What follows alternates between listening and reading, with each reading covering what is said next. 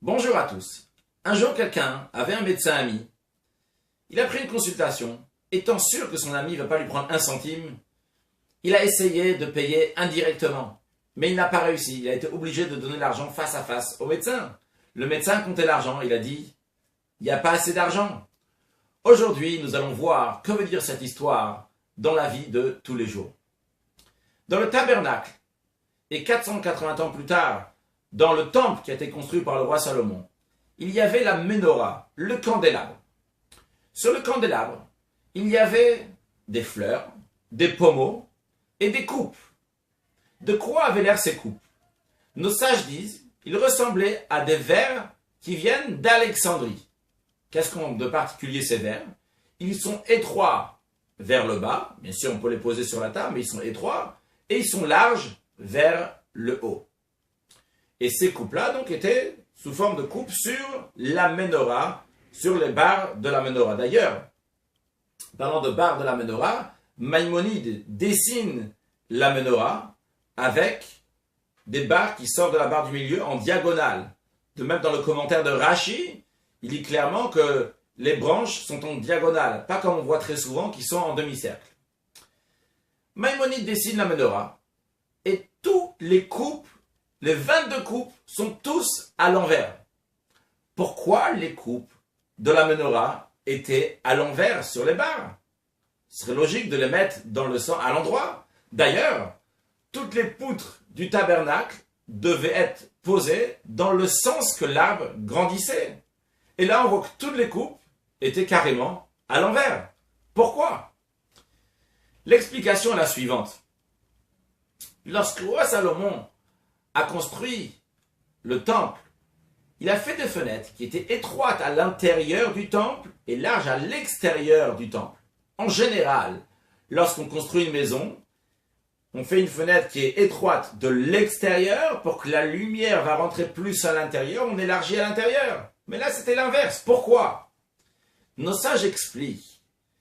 Parce que la lumière de la menorah, Dieu a dit, c'est pas pour moi, j'en ai pas besoin personnellement, mais c'est pour montrer au monde que je réside parmi les Juifs, parce qu'il y avait un miracle, qu'il y avait une bougie de la menorah qui restait toujours allumée plus longtemps. Donc, la lumière, elle n'est pas pour moi, pour l'intérieur, mais justement pour l'extérieur, pour le monde. Donc ça, c'est l'idée de la menorah. Et c'est la même idée qu'on trouve dans une coupe. À quoi sert une coupe? Ce n'est pas comme une bouteille ou un tonneau qui est fait pour garder un liquide à l'intérieur. Bien au contraire, quand je mets du tonneau, de la bouteille, dans le verre, dans la coupe, c'est pour qu'après je vais pouvoir en boire, c'est pouvoir déverser le contenu de la coupe. Et les commentaires expliquent que les coupes de la menorah représentent le flux divin des mondes spirituels qui vient dans le monde inférieur. Justement, cette idée de déverser, de diffuser de la lumière, pas garder, mais bien au contraire, donner à un autre.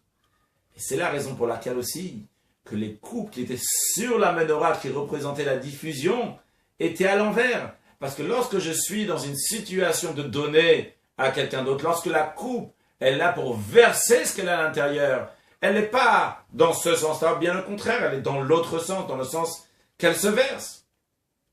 Et c'est la raison pour laquelle que les coupes de la menorah étaient à l'envers, contrairement à poutres du Mishkan, du tabernacle, qui étaient à l'endroit. Pourquoi? Parce que eux, ils sont là pour séparer entre l'extérieur, le monde, et l'intérieur, le tabernacle, qui est saint. Par contre, quand je suis dans une situation de diffuser, je me mets à l'envers. Et c'est pas juste que je me mets à l'envers juste parce que je m'ouvre, mais aussi je me mets à l'envers parce que c'est pas ma nature. La nature, en principe, de quelqu'un, c'est garder pour soi. J'ai de la lumière, j'ai quelque chose, je m'enferme chez moi, je le garde pour moi. On te dit justement, le message que le temple, le tabernacle te donne, c'est diffuse, va, donne à l'autre. Qu'est-ce que cela veut dire dans la vie de tous les jours pour nous? Eh bien, comme l'histoire avec le médecin. Des fois, lorsqu'on va vers le monde, on va voir un autre juif, on va voir même un non-juif pour lui parler de Dieu et des sept lois noachides. On a une certaine restriction, on pense que lui, il est comme ça, il ne va pas vouloir recevoir, il n'est pas intéressé.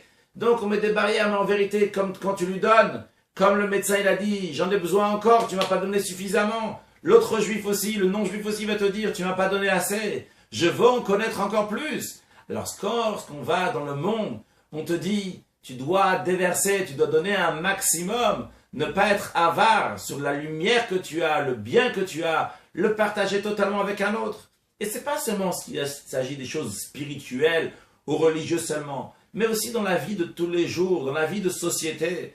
Lorsque tu vois quelqu'un d'autre, tu peux lui faire un sourire, dis bonjour, et si c'est pas ta nature, mets-toi à l'envers, comme les couples qui étaient à l'envers, c'est pas leur habitude. Ou bien des fois tu te dis, mais lui c'est quelqu'un de dur de toutes les façons, ou c'est quelqu'un qui réussit dans la vie, il n'a pas besoin que je lui dise bonjour, il n'a pas besoin que je lui dise au revoir, il n'a pas besoin d'un sourire, il n'a pas besoin d'un compliment. Eh bien tu te trompes, lui aussi il en a besoin bien plus que ce que tu penses, et quand tu vas le donner, il en aura encore besoin. Et n'en parlons pas dans la vie de famille, que ce soit l'époux, le conjoint, c'est évident, sans aucun doute qu'il faut se donner des compliments, et sûrement il y a des compliments à donner, sans aucun doute, et il faut donner, et encore, ne pas être avare sur ça, et de même pour les enfants, quand ils ramènent quelque chose de bien, leur dire du bien, ne pas penser, de toute façon ça c'est normal, j'ai investi dans cet enfant, j'ai fait ci et ça, je ne dois rien du tout. La Torah te dit, donne, et donne encore, tu t'imagines pas comment l'autre il a besoin, alors que chacun de nous va prendre les capacités qu'on a, les donner, les diffuser dans le monde entier, et par cela en rajoutant des actes de bonté, de charité, en se mettant à l'envers. Et bien par cela on aura la venue de Mashiach très prochainement, une excellente journée.